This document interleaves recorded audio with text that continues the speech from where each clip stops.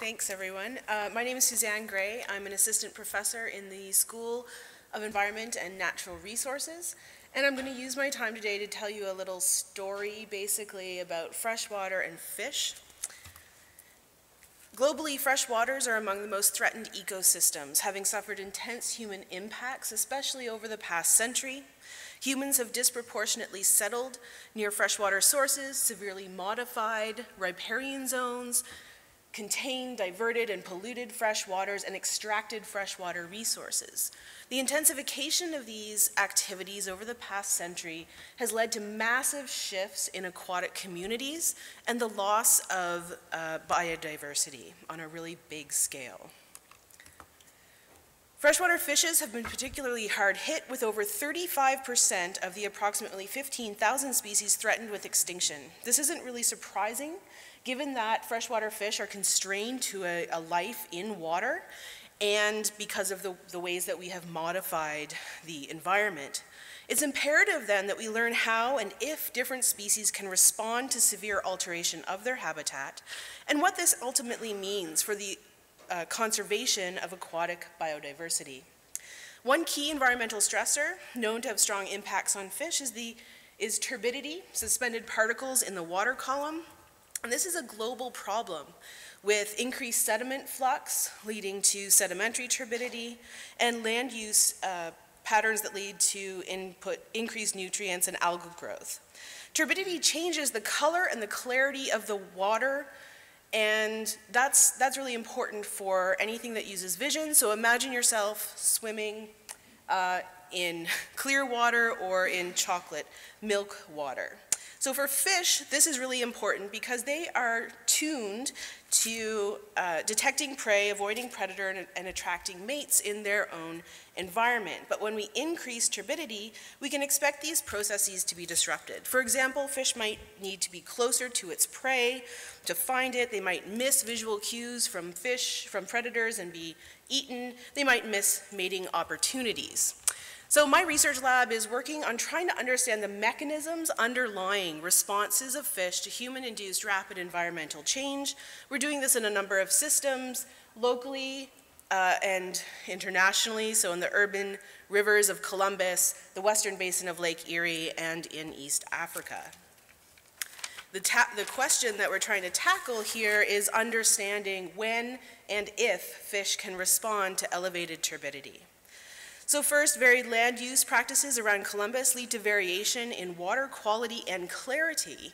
And we've done a project where we tested the nuptial coloration of male bluegill sunfish in clear water versus turbid water, and found that in clear waters, these fish are bigger, brighter, more colorful, and have larger testes compared to poor quality males in turbid waters. We expect then in those turbid areas, fish are going to have compromised reproduction.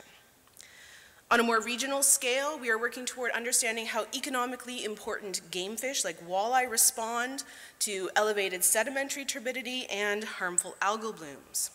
What does the decrease in light and change in water clarity mean for a walleye trying to catch its prey and for recreational anglers trying to catch walleye? So here we're looking at the effect of water quality from the point of view of a fish and the anglers.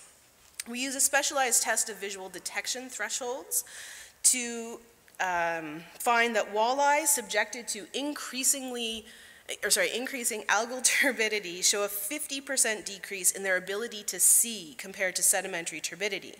This is expected to compromise survival and reproduction if foraging rates, predator avoidance is disrupted. We're currently investigating what the consequences of this are for the fish and for the anglers that depend on the fishery.